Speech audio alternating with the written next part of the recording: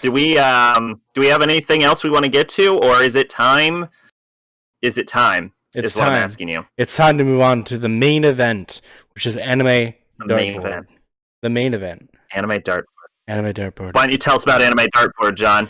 Well, this week we have a illustrious anime series called Wizard Barristers. No, you're supposed to figure. Hold on. Oh no, my bad. Supposed to explain what anime dartboard was. Oh yeah, my bad. I thought we were linked up on that. Well, we've already revealed it was Wizard Barristers. It's not a reveal. We revealed that last month. You can keep what anime dartboard is Sack has a little wheel that he spins, and he picks out a 12 series anime, or a movie. 12 to 13. 12 to 13. Yep. 12 to 13 episode anime. And then we watch it and we discuss it. It's been so far 2 misses. So number 3, is it different? Is it? We don't know yet. We haven't talked about it. Is it? We do know. We do know. We've seen it. I just finished it 5 minutes before we started stream. So as an explanation, Wizard Barristers got added to the list because I'm in control of the list. Got added to the list because I thought it sounded interesting, and I saw an AMV that was about K, and I got it confused for K, and I've since seen K. But Wizard Barristers was made by Studio Arms, aired in winter 2014, and was directed by Yasuomi Umetsu, who you'd probably know him best for the anime Kite, which is pretty popular, which is about a teenage assassin sex slave, which I once described as the worst anime I've ever seen. The series is it's a legal drama. It's set in a world where humans and magic users kind of like live together. Magic users are actually represented in the law by a subset of a defense attorney. They're called Wizard Barristers in the universe. It follows a young girl called Cecil Sudo, she recently graduated as the youngest barrister in history. So it's kind of a different type of anime. It's a very interesting concept. I was actually super intrigued by it when we picked it out. It's based in Tokyo, like most animes are. Well, based in Japan, I should say, not Tokyo. But they go to the U.S. and Canada. They do go to Canada, which I thought was a nice little jaunt into because you don't see that a lot, except for in Digimon, apparently. Which also, sidetrack, shout out to the new Digimon movie coming out, so I'm gonna watch that soon. Last Evolution Kaizenu or whatever. Yeah, she does it because her mom gets unjustifiably crucified in a courtroom. Not literally, metaphorically. Yes. Figuratively, I should say, crucified. She gets fucked over in a courtroom. Where it was a clear case of self-defense, but that due to the corruption of the courtroom, the self-defense didn't fly, and she ends up getting the death penalty. So she ends up studying to become a lawyer to help save her mom. Correct. It is very intriguing. So, Sack, what did you think about the series? Okay, so when I first put this on the list, I hadn't realized Yasuomi Umetsu was the director of this, or I most certainly would not have added this to the dartboard in the first place, because Kite is god-awful. But surprisingly enough, I actually kind of enjoyed it.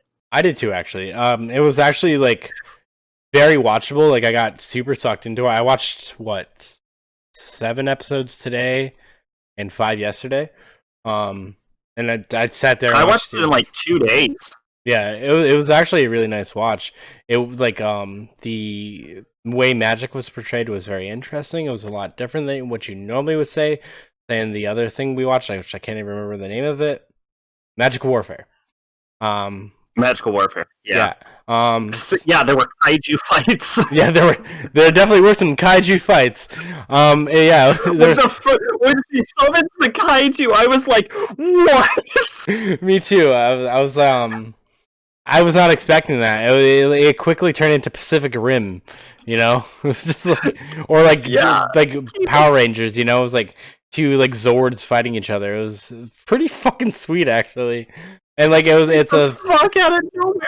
Because the first time she shows off her like magic power, it just looked like she did a Thanos snap and something's just deteriorating. But then it turns into a giant fucking robot, and you're just like, all right, I'm invested.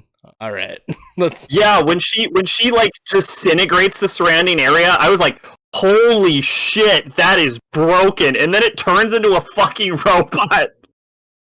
And I'm like, holy shit. That's really broken. You couldn't shoot her. Did you ever think about that? Yeah. She would just disintegrate your gun. Yeah. It's like her whole power is based on like turning the metal around her into like basically a giant robot, which I did not expect coming into this. You know, I expected like fire, ice, lightning, magic, you know, but there was some of that in there. But hers was like a completely different power, and a couple other people had it too, which made like the fights interesting too. Yeah, well, her ability is because she made a pact with Lucifer. She had the ability to just like learn other people's magical abilities. Yeah, which is pretty cool. She's basically I don't know, someone who learns powers from. I can't think of it. She's like a shittier Medaka. That one right there. Who's my go-to? Who's apparently my go-to for power mimicry is a shittier Medaka. Or Taskmaster, because he does that as well.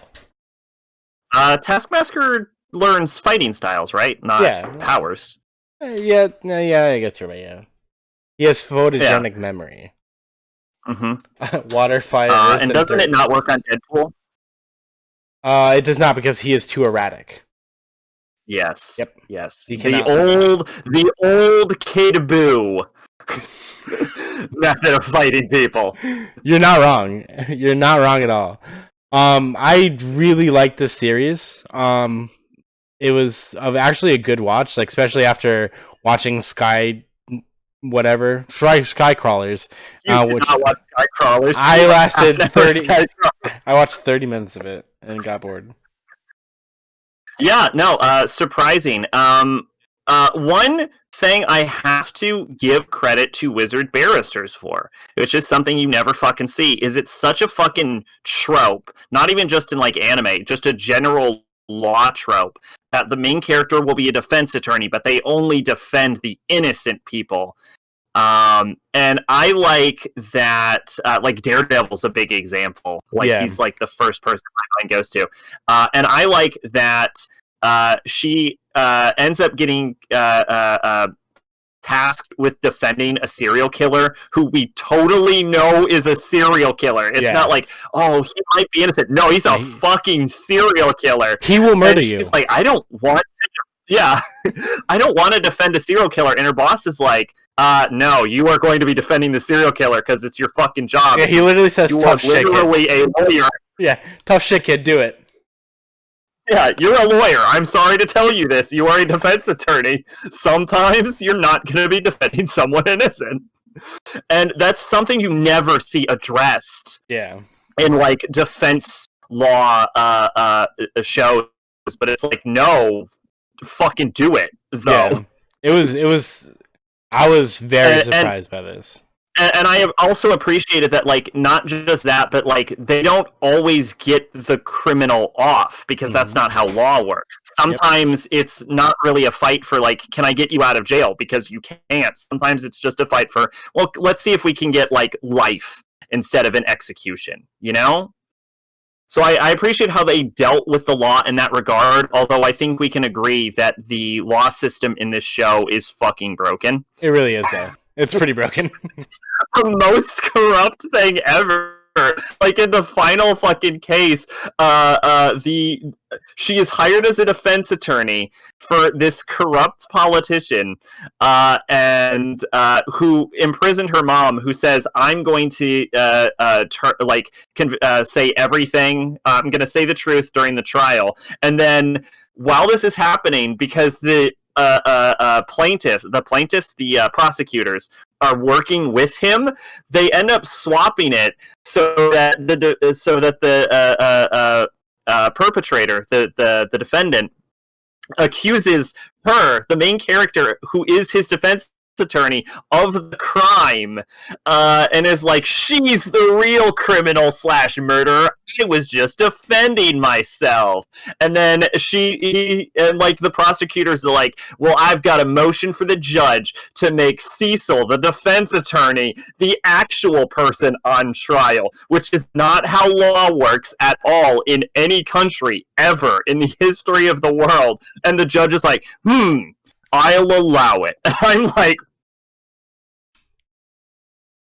what? Oh my god. Yeah, law is pretty broken in this universe, but it's portrayed very well, like within the own universe. Also, the fact that they actually went outside of Japan and like went to different areas, and like the relationship she had with her mom, it kind of reminded me of like Barry Allen and his dad, like going to visit, his dad and being like, "Hey, we'll get you out of here." You know what I mean? Like Barry becomes like a forensic scientist to like prove his dad innocence and all that stuff. That kind of gets roped into his superheroism as well. So I kind of saw a little trace of that within like this show too. She's like, I'm doing this so I can like get my mom out, get my mom to have her another trial, so we try to get her out of prison because it's like, well, she wanted to do that, but then other stuff kind of happened too. They kind of figure out at the end of the series. So I don't know if we're gonna get into spoilers. You don't have to hide it. This is a book club. And we're all already supposed to have watched this. Oh, that's right. Yeah. Yeah, this is a book. This is spoilers on. Well, do you go for it? You explain things a little bit better. So. Well, what I was going to say to the trip about America and Canada is also you can absolutely not just change countries and start practicing law there. Sure. Law in this universe is fucking broken. Do not come to this fucking show if you want an actual law fucking show, because this is not how law works at all. But there was a fun episode where they had to like cosplay. And they get like held up by like criminals at like a gunpoint. So what I will say is that the show also is not just about law and like investigations and stuff. There's also other aspects to it, like boobs. So here's the basic idea. Cecil died when she was younger, and so a dude comes up and is like, you know what we could do to save your daughter is we could summon Lucifer, and Lucifer could save your daughter. So they summon Lucifer, and then supposedly the summon fails, but it super works, and she gets the ability to like dupe people's magic powers, and she comes back with the power of Lucifer, and it's all part of this like cult's goal to basically use the powers of Lucifer to kill all of the humans, so that only the woads, which is the term for wizards in this series, only the woads will be still alive. And they're all doing this with the power of Lucifer, and they framed her mom and all of that shit. And so they they kidnap her, and they're like, we're gonna shove Lucifer into her fucking body. And so they summon Lucifer, and you find out that one of her co-workers has been Lucifer the entire time. I love that. And that's a good reveal. The fucking co-worker fucking swaps sides at the end and is like, hey, so you summoned me to kill all the humans. And the wizards are like, yes, Lucifer, help us kill all the humans. And Lucifer's like, no. I don't feel like it. I don't want to do it. I don't want to do it. Give me a good reason. You know? Yeah. How about $20? You know? Where's my sacrifice for the year? Yeah. Well, they cut out all their eyeballs. They're like, here's like 200 eyeballs, and Lucifer's like, ooh, I wanted 201 eyeballs, and they're like, are you fucking serious? Ooh, eyeball. I don't feel like killing all the humans. I'm sorry. I don't really feel like it. That was such a good reveal too, because like you kind of like him throughout the series too. Cause you're like, oh, he's a cool guy. He's helping her out and stuff. And he's like, boom, Satan. By the way, Lucifer's female. Oh, it's that girl. I'm thinking of someone else. Yeah, it's Moya. I'm thinking of the dude that's bad. Are you talking about Honey? I think so. Oh, you're talking about the cop. Yeah, the cop. Yeah. The cop is the son. The cop is the son of the politician. Yeah, that's what I'm thinking. No, he was sus as shit from the. Well, we knew he was like sus from like episode 3. Super sus. Yeah, but Yeah, because he was doing that behind the background shit. So. Mm-hmm. Yeah, well, with his dad, who we knew was evil at that point. But the reveal of fucking Lucifer was so goddamn mind-boggling that I like when I was watching it, I was like, "Now, hang on, what?" And I had to back it up to make sure that I saw what I thought I saw, which is the reveal that one of her coworkers is just randomly Lucifer, just out of nowhere. The entire fucking time. I did not see that coming. I've heard I don't know. I've heard of Mr. Clean out of nowhere, but never Lucifer out of nowhere. Yeah, and like there's like implications that she's like super fucking strong, like the coworker throughout the whole series, and she's just playing weak. But I assumed she was like the like big bad enforcer. Like I assumed she was like the second in command of the villain, and then just the reveal, like, no, I'm fucking Lucifer. What's up? What's up, bitches? What's up? I'm fucking Lucifer the whole goddamn time. There is one scene where, I say during the serial killer part, though, where she arrives and the serial killer fucking shits himself, and it's like, oh my god, you, which, looking back at the show, no one else in the show recognized her as Lucifer at any point. It was just the serial killer. And I'm just like thinking back, like, wait a minute. What the fuck did that guy know what Lucifer looks like? Full circle. Yeah, what the fuck? Like, I'm seriously just now realizing it. I'm like, wait a minute, why did that guy know she was Lucifer? Yeah, it was. Again, I was super surprised by this because, like, watching these, like, I always watch them like the day or two before stream, just because like I want to make sure they're fresh in my head. I'm very forgetful. Mm-hmm. Case in point, we were supposed to talk about something else tonight, but I forgot to watch it because I'm very forgetful. I watched it next time. But yeah, it was like a very good show. I actually really liked it. Like I said, I got invested into it. Like I'll probably end up watching it again at some point. Like yeah. So I mean, it was a solid show, and like I really liked the ending of. I wish there was a season 2 actually. I don't normally say that when we get to these shows, the dartboard shows, but I actually kind of wish it went on and actually had a little bit more to it, Yeah, I'd watch more of it if they made a season 2. They won't. But it is an original, isn't it? It is. It is an original. Yeah, it came so yeah, they're definitely never going to make a season 2. Yeah, it came out 6 years ago. So one thing I do want to talk about before we go on from this is at the ending of the show where Cecil like calls what's her name, Moya on calls her on it, and she's like, Moya, what the fuck are you? And like Moya like leans over to her and she's like, well, you see, in reality I'm, and then it just like cuts. Do you think she said Satan? Because I think she said Lucifer. She's like, oh, I'm actually Lucifer. I think she told her at the end of the show? Because she said don't tell the others. Oh, I mean, well, we already saw Lucifer, so how is she Lucifer too? Moya is Lucifer. Oh, you're talking about that episode. Yeah, okay. I'm talking about the final scene of the show before it goes to credits. That's right, yeah.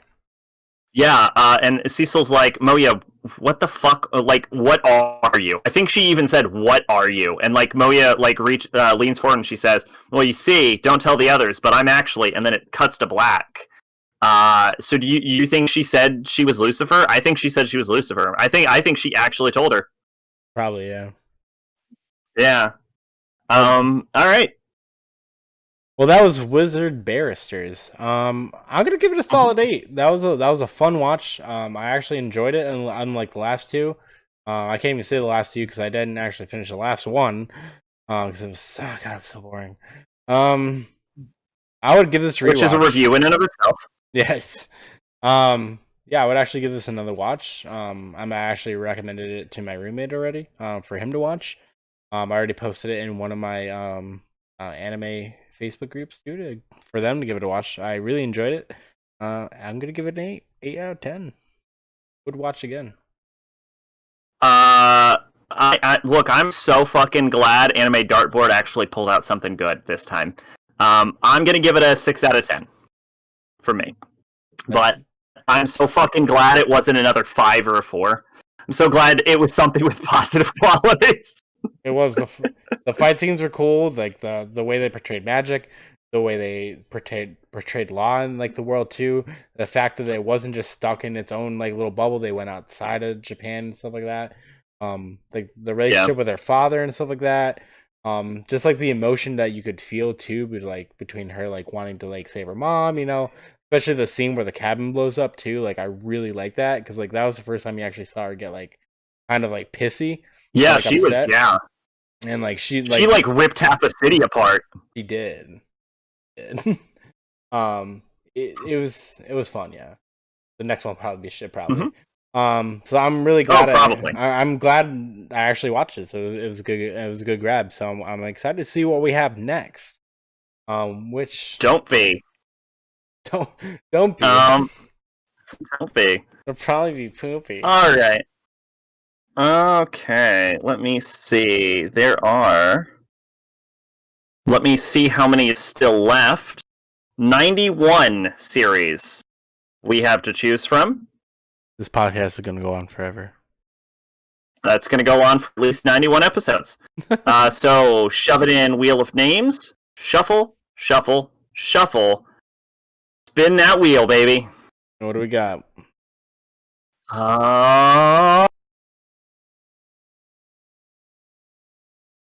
Okay. Yeah, what we got? I don't know what this is. Oh boy. Kaido Kaisatsu Pat Labor. Oh boy, that sounds what the fuck is this? Ooh, it's a movie. Wait, did I mean the movie or the 1988 OVA? Hopefully it's easy to watch. Or did I mean the television show? Shit, which one did I mean? I don't know which one I meant anymore. So what do we got? Well, what's the next one? Anime Dartboard's over. We're done. We hit our highlight. We did. Okay, Kaido Kaisatsu Patlabor, or Patlabor the Mobile Police. This is done by Studio Dean. It has directed by... Oh, god damn it. Mamoru Oshii. Famous for such gems as... here, I'll link it in chat for you. Famous for such gems as Ghost in the Shell. Oh, okay.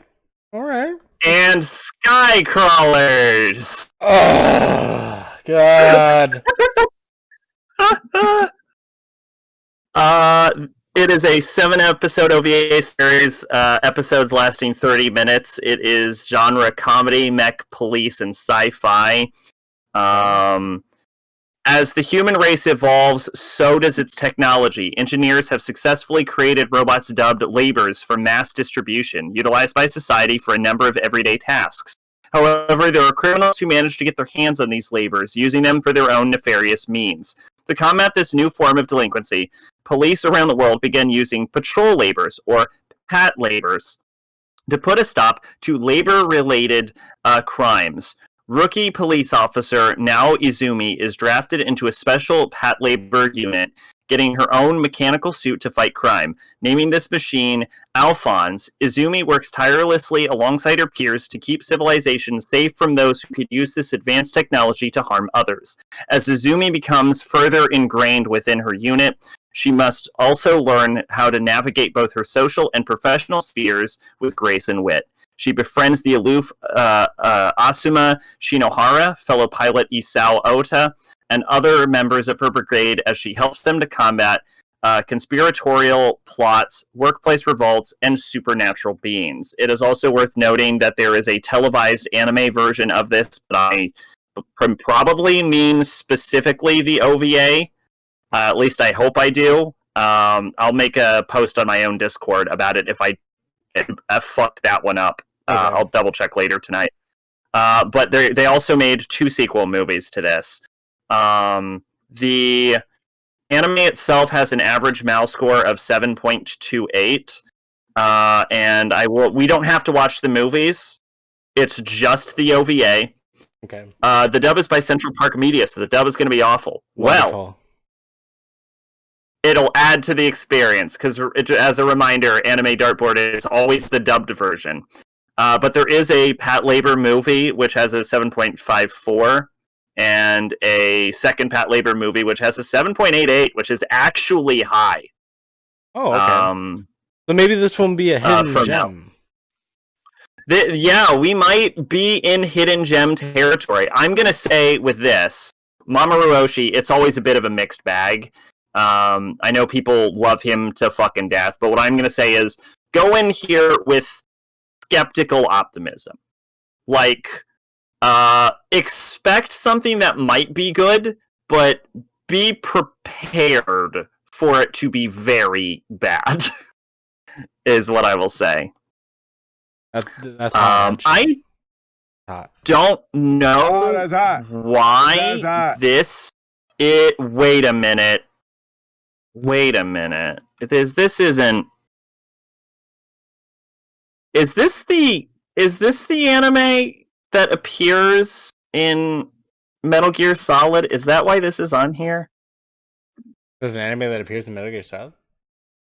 There is, and I need to make sure. Also, if anyone's wondering why we watch the dub version, it's strictly because of me. Because I have really bad ADHD.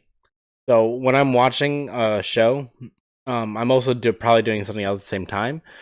So watching subtitled stuff just isn't an option. So if anyone's wondering, case in point, I was watching this while I was editing some audio earlier, which is very confusing because I have to have headphones like this and watch. So it's a lot of fun. Smarter than the machine. I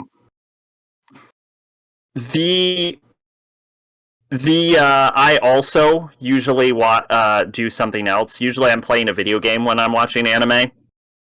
But I do still watch subtitled anime while doing that because I read stupidly fast. Mate, it's funny that you mentioned that because I also watched YouTube in the car while I'm driving. No, it's Police Knots. So I don't know why I wanted to watch Pat Labor. Well, it's Police Knots that appears in Metal Gear Solid. That's the conclusion of this art.